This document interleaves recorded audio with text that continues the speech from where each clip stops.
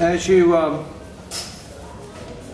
almost certainly know by now, goodness knows I talk about it enough, I began my life in the Southern Baptist Church. Actually, as did many of you.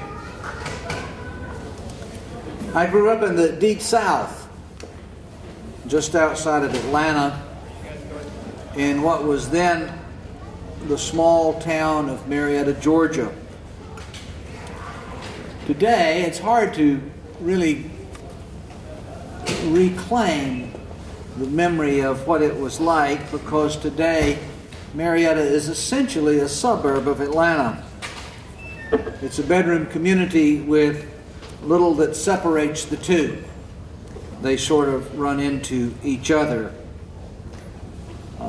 The old Marietta sort of lives on in the memories of rare natives like myself, who are as old as I am, or almost anyway as old as I am. Residential areas, suburbs with trendy names like Chimney Springs or Willow Oaks. Have you ever wondered what a willow oak is? But anyway, Willow Oaks completely fill all the available space, all the available land between the old town of Marietta and Atlanta. The Chattahoochee River separates Fulton County from Cobb County. Atlanta is in Fulton County and Marietta is in Cobb.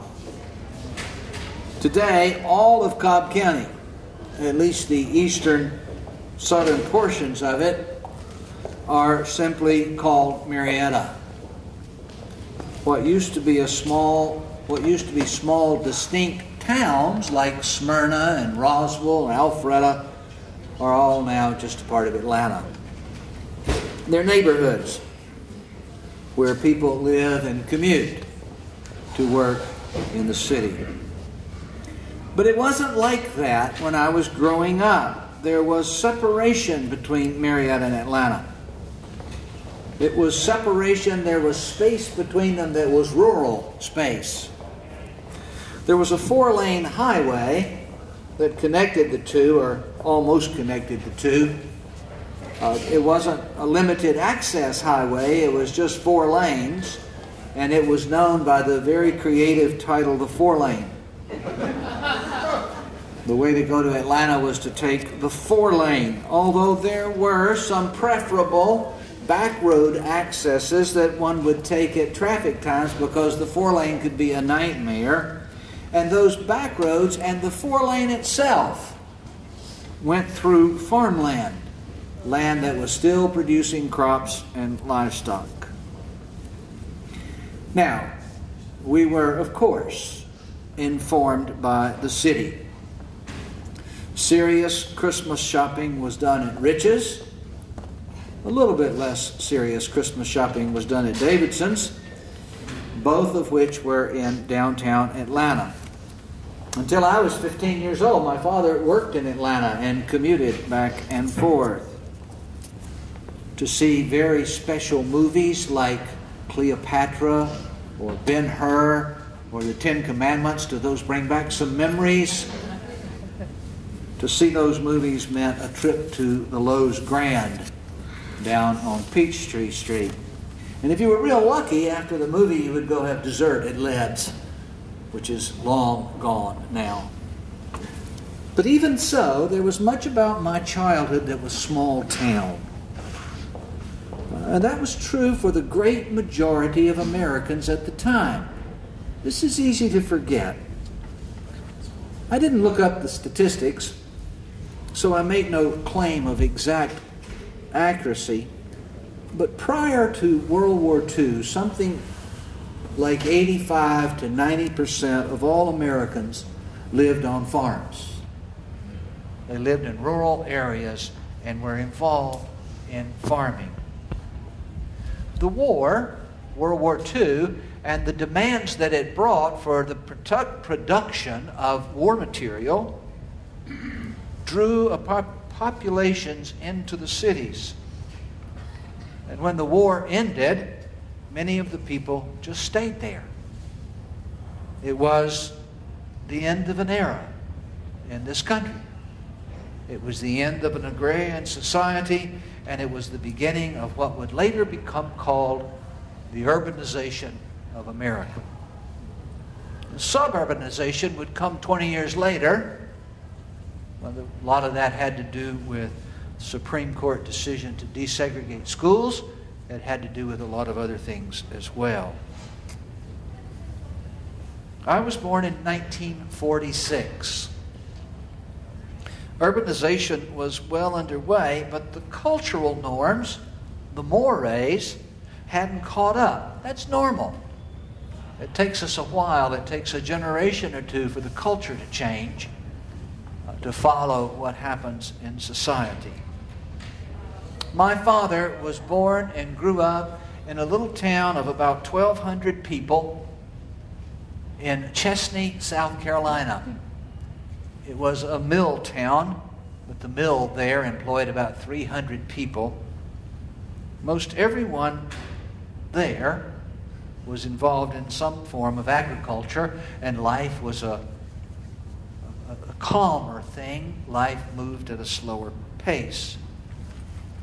Well, my father actually grew up on a farm outside of Chesney, but then a lot of people did. Town was where you went on Saturday. You went to town for social life, which often centered around the drugstore or the service station, the gasoline station. You went there to buy the staples that you couldn't grow, and you went there on Sundays to go to church, unless you were real rural. And if you're real rural, you went to a country Baptist church. In 1941, probably 1942, my father went off to war. My mother and father were married on November the 25th, 1941. That means 2 weeks after they were married, Pearl Harbor was bombed. And their life was changed forever. He was 22 years old when he went off to join the Army Air Corps. The furthest he ever got outside the United States was Canada, by the way. He was never in any real combat danger. But his life was changed forever. It would never go back to being the way it was. And he never really made the adjustment to suburban life. He always seemed like a man wearing clothes that were a size or two too small. Constrained, crowded, unable to get comfortable. He yearned for open spaces, and he yearned to have neighbors too far away to see what he was doing or even care about it. He always had a garden. He grew something for his entire life.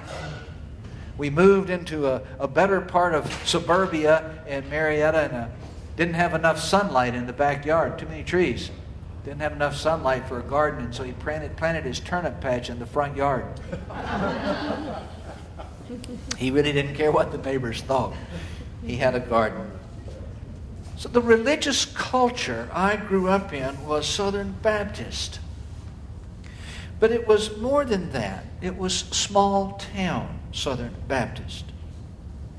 Now, I suspect that's true for a lot of people in my generation. We grew up in small town Southern Baptist culture. It was in the air we breathed. It was in the water we drank. It wasn't a theology. We couldn't have articulated a theology. It really wasn't a set of religious beliefs. It was a way of life. It was a way of looking at life. It was a mindset. You might even say it was a prejudice. It was assumptions that we were not even aware that we made. I've told you this before, but the bishop who ordained me as priest in the Diocese of Atlanta was not a Southerner. He grew up in Pennsylvania, I believe. But he used to say that everybody in the South was Baptist. He said there were Methodist Baptists, and there were Presbyterian Baptists, and there were Southern Baptists, there were a few Episcopal Baptists, but that everybody in the South was Baptist. My bishop in Southern Alabama, when I was in Eufaula, Alabama, used to say there are more Baptists in Southern Alabama than there are people. Now, as an illustration, let me make a diversion here. We use the term ethnic Jew. And we use that term to describe someone who is Jewish by birth, by heritage, usually by self-identification, but isn't religious. It is someone who doesn't really believe or practice the religious tenets of the Jewish faith. In Israel, you will hear the term secular Jew. It means exactly the same thing. 85 to 90% of the Jews in Israel are ethnic or secular Jews. There are more Orthodox Jews in Brooklyn, New York than there are in the country of Israel. That's a true statement. The last time I was in Israel, we had a Jewish guide, and I told our guide that we spent 2 weeks here, I told our guide I wanted to go to the synagogue. She looked at me as if I had lost my mind, and she said, "What on the earth for?" I said, "I want to experience the synagogue." And she said, "Nobody goes. There won't be anybody there." And I said, "They have services?" She said, "Well, yeah, they do." And I said, "I want to go." And she was totally flustered. And so finally she got me the schedule, and it was up to me to find out how to get there. It's called the Great Synagogue, by the way. And so a group of us went because the schedule worked out. We had to take public transportation to get there. I mean, a large number of our group wanted to go. And we went in and we experienced the synagogue in Jerusalem, which I'm so glad I did. It was not packed. There were people there, of course, extremely chaotic. I mean, people sort of wandering around and talking to each other and having a social life while the whole thing was going on. It was really kind of exciting. But not very many people go. So what is it that makes a person a Jew? In the Bible, what it means to be Jewish is to be a part of the people of the covenant. To be a part of the people whom God has formed and with whom God has a particular relationship. And one is a Jew because one is born into that people. One is a Jew because one is shaped by that culture. It isn't because one believes a certain set of beliefs. One is a Jew because one is shaped by that culture. The observance of the covenant, the outward signs of that covenant, are an elaborate set of rules and customs. And those rules and customs, if followed, dominate everyday life. But the rules and the customs are not the covenant.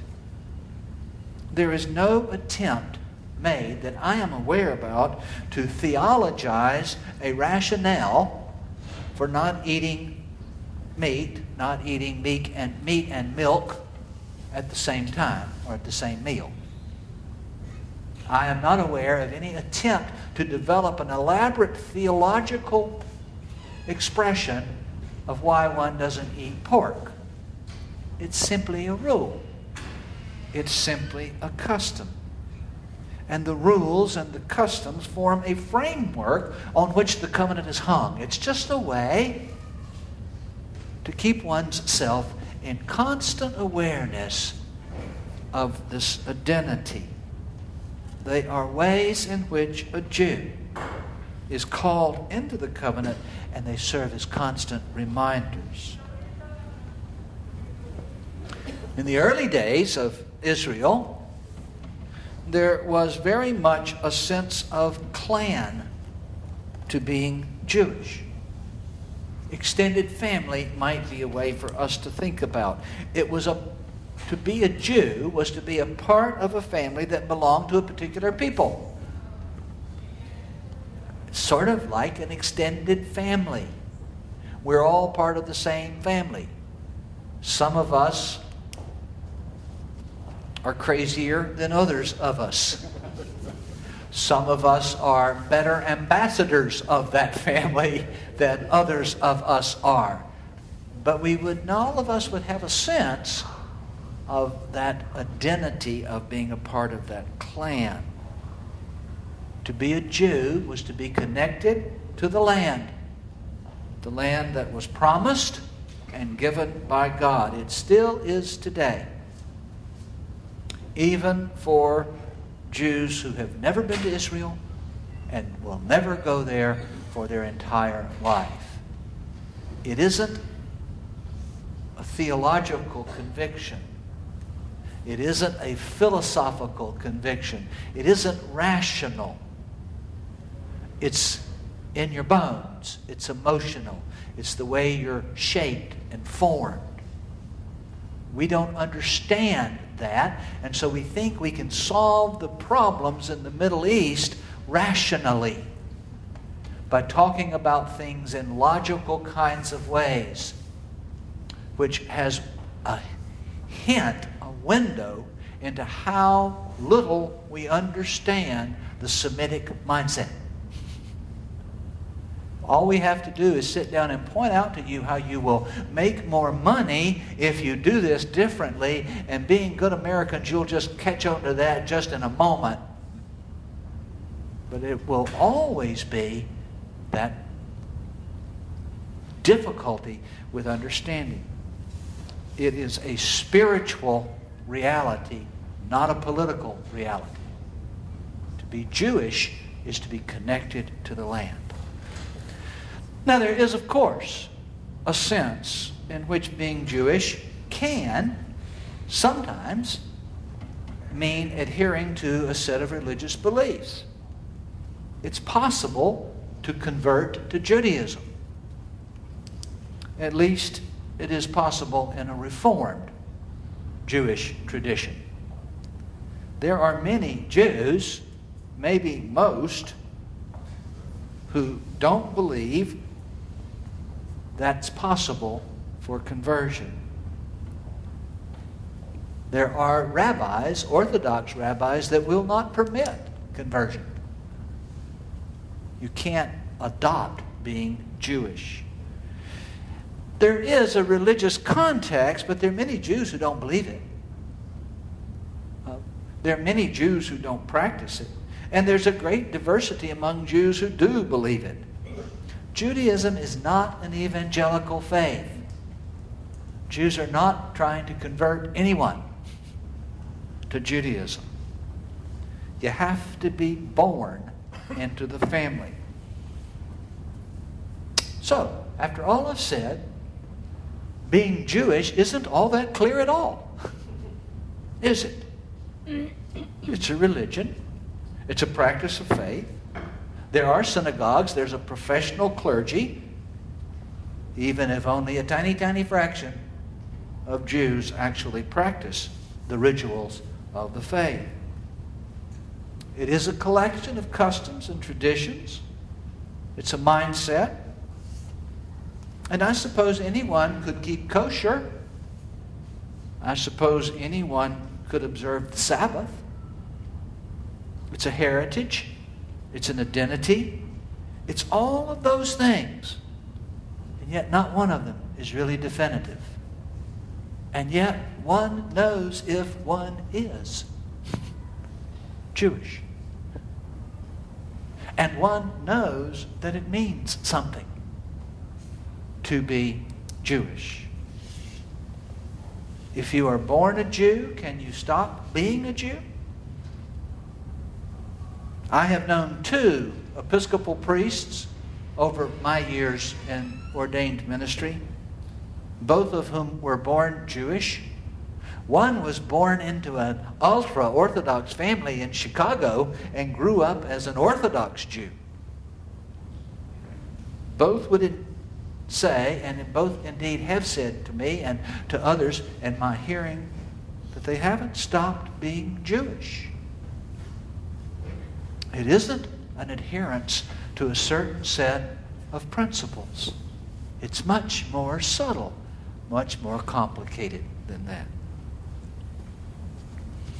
Now, in the 1950s, in the Deep South, Southern Baptist was a lot like that. It was a culture. and a heritage. It was a way of life. Now, it's true that more people went to church then than now. Probably not, actually, but it's true that a higher percentage of the population went to church then than does now. It was pretty safe in those days to ask someone where they went to church. When you met someone and you were just striking up a friendship, it was a safe enough question to say, well, where do you go to church? But even then, in the days before the church bells were broken, there weren't any traffic jams on Sunday morning. With the exception of Easter Day, it wasn't hard to find a seat in church. Never went to church where it was hard to find a seat. It is a practice of faith. It is a culture. It is a heritage. A classmate of mine in seminary was from Fayetteville, North Carolina, another stronghold of the Southern Baptist Church. He went home for a Christmas break one year, our first year of seminary. And when he was there, a friend of his, he had taught school for a couple of years, and a fellow teacher invited him to join a poker game one evening. Now, a group of 5 or 6 of them gathered in the trailer where this friend of his lived in Fayetteville, North Carolina, and they played poker for most of the night. It was a pleasant evening. The stakes were reasonable, probably nickel ante. No one was going to get hurt. The alcohol consumption was moderate. No one was out of control. There were no raucous behavior. No one passed out. Now, one of the players in this group was someone that my friend didn't know. He had never met him before. This was the first time they had ever been together, but he really liked him. They seemed to really have a lot in common, and they just kind of hit it off. You know how it is when you do that with someone? You meet someone and you just find it easy to be with them.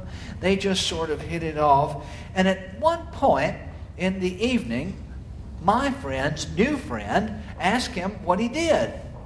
It's a common enough thing. Asked him what he did. And when my friend said he went to Virginia Theological Seminary and he was studying to be an Episcopal priest, the other guy was outraged. He was furious. He wanted to go outside and fight.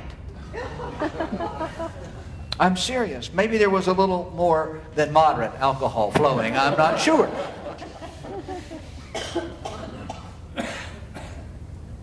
He was furious because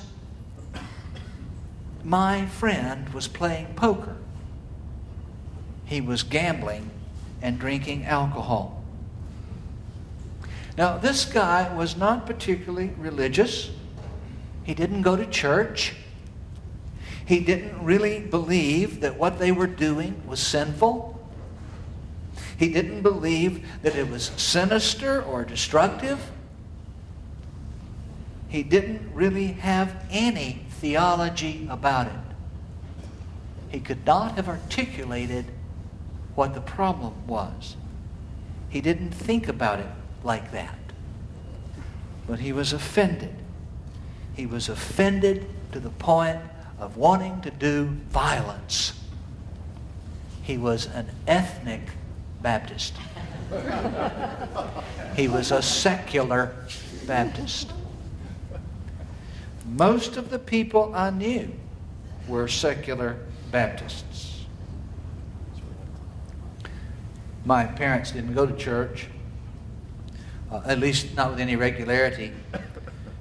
My mother had a bad experience with the Baptist church in her childhood, And she really never kind of got over it.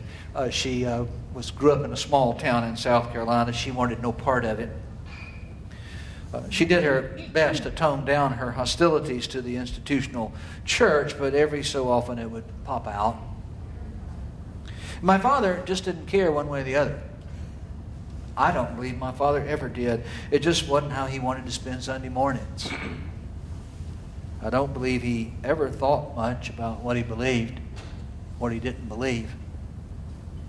But they were Southern Baptists. When I was in seminary and visiting at my mother and father's house once, having dinner with my mother and my father declared right out of the blue. We were talking about something else. I've told you this before, but apropos of nothing, just out of the blue, he said, "I believe in God. I just don't think you ought to talk about it at a party." I said, "Okay, check." For my father, it was something that was stirring inside of him. He was an ethnic Baptist. And I think he sensed something that would separate us, a direction that I was moving in, that he had a whole set of unstated assumptions that he wasn't even aware of, and he wanted to make sure that I understood. I believe in God. I just don't think you ought to talk about it at a party. For my father, life consisted of a party. And that pretty much ruled out everything. I don't believe that the South, and I might include Houston in that, I don't believe the South, at least in some ways, is as ethnically Baptist as it was in 1955. My children come at religion in a different way. My children have a different culture that they grew up in. And they come at it with less baggage than I did. They find it much easier to discard some of the prejudices that were associated with being religious when I was growing up. It was what I grew up with, though. It was what I brought with me into the Episcopal Church. Seeking, I believe, though certainly not at a conscious level, both freedom and something with more substance. At the same time, seeking freedom and substance in response to the stirrings and the yearnings of my heart. Please hear me. That is not a statement about the Southern Baptist Church. It is not to say that the Southern Baptist Church let me down, nor is it an evaluation of the theology of the Southern Baptist Church. It is a statement about the culture that grew up around it, sometimes even in spite of it.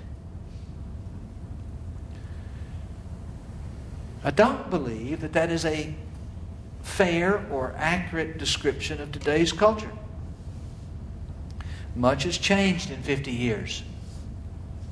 Part of the reason everybody in my generation has a hard time communicating with those people in my children's generation is because much has changed in 50 years.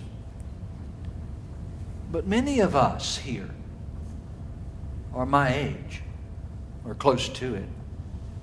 Many of us are like my father, shaped by one culture, trying to fit in to another. It is what we are trying to bring with us into the Episcopal Church. It's what shapes our understanding. It's what lies behind those questions like, why can't we sing familiar hymns? Why can't we sing Rock of Ages, cleft for me? Let me hide myself in thee. Why can't we be more like Lakewood? Look how many people go there. We bring all of that with us. Our cultural, secular, ethnic understanding of religion. It's not something we articulate. It's intuitive. It is our prejudice. It's how we are shaped. So what is the Episcopal Church? Against the backdrop of our religious heritage, those deep, unstated, unexpressed expectations that dwell in our subconscious, what is this thing? How do we understand this church of ours? More to the point, perhaps, is how do we tell others about it? Most of us, for reasons that may be beyond our awareness and incapable of being articulated, most of us have found something here. Most of us have felt a sense of that freedom, perhaps even a taste of substance. We engaged it, we encountered it. It draws us, it feeds us, it holds us. So how do we tell anyone what that is? What is the Episcopal Church about? What's your elevator speech? You know what an elevator speech is, of course? It's how you can, when you get on an elevator with somebody and you have a button that says, ask me about being a grandparent. And they say, well, what's it like being a grandparent? You have something you can tell them between the 3rd and the 8th floor of the elevator. What's your elevator speech about the Episcopal Church? I don't have one. I don't have one. It's very difficult to define it. It's in the culture. It's something that we engage. We all know we are one, or that we might be one, or that we found something. So I don't believe that we will ever come up with an elevator speech definition of the Episcopal Church. But I do believe, and this is where I'm headed to start now, I do believe there are what I like to call 7 hallmarks of Anglicanism. They aren't exclusive to the Anglican Church.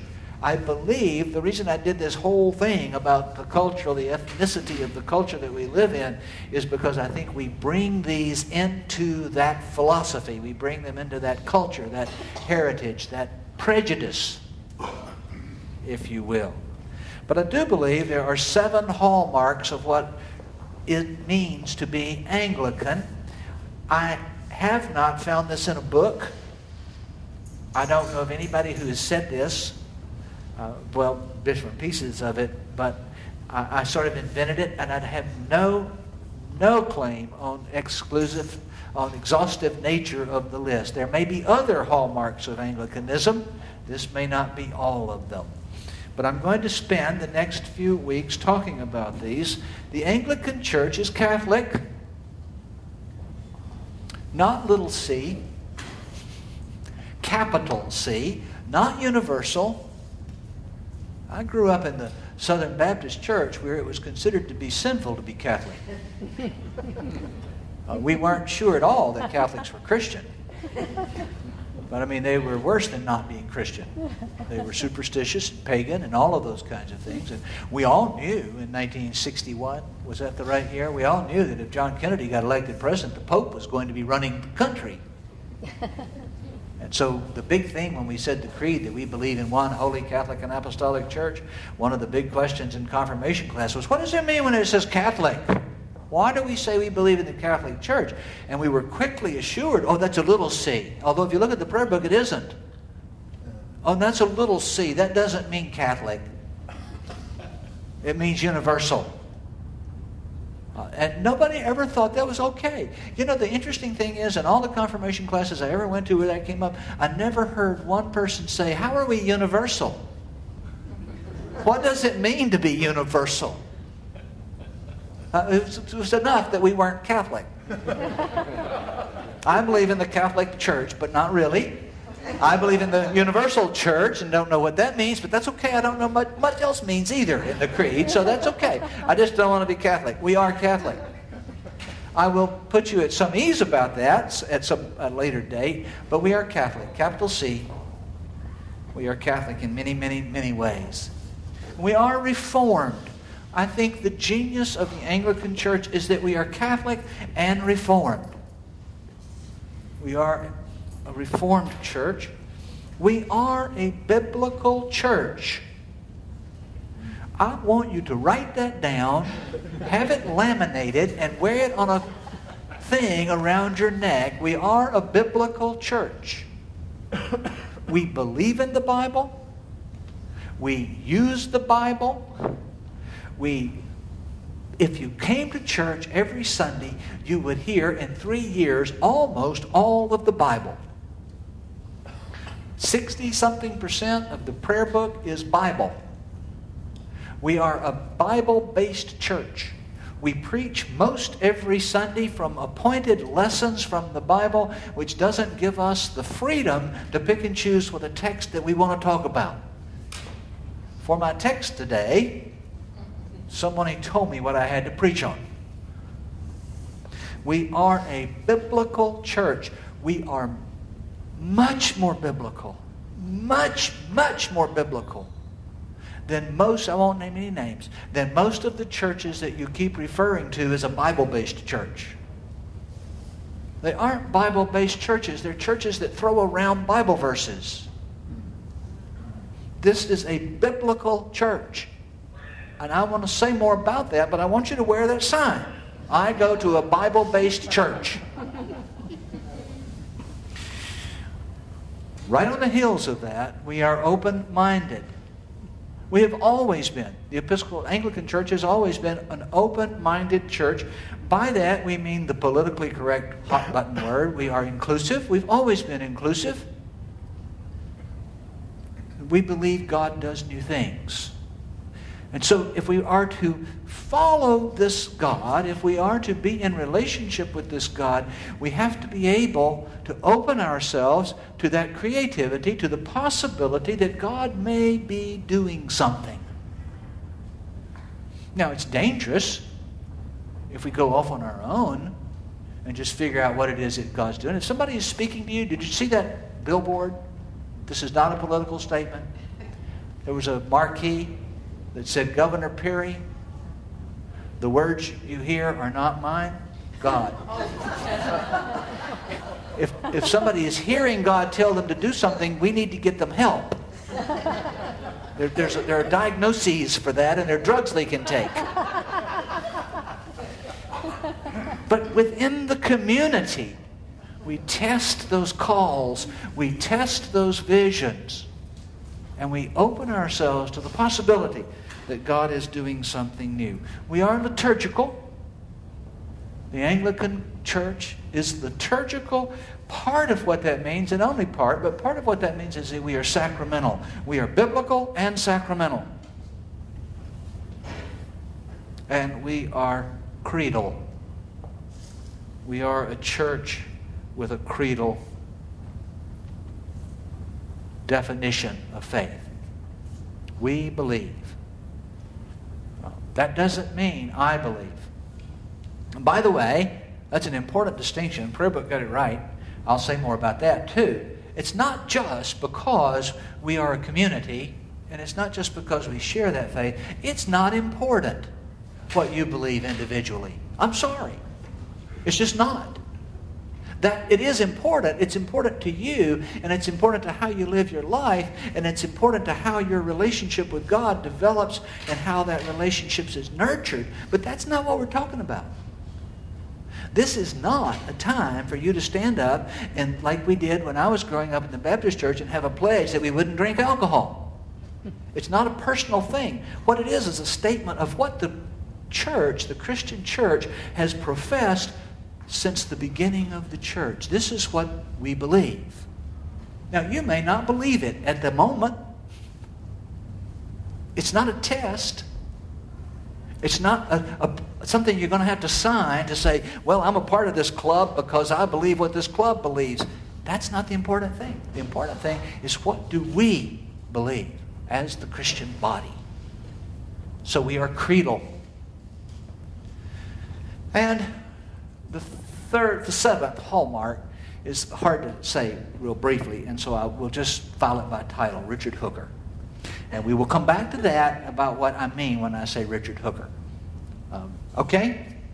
Now, next week is Christmas. If you want to come at 10 o'clock hour, do, but then go to the church because that's where the service will be.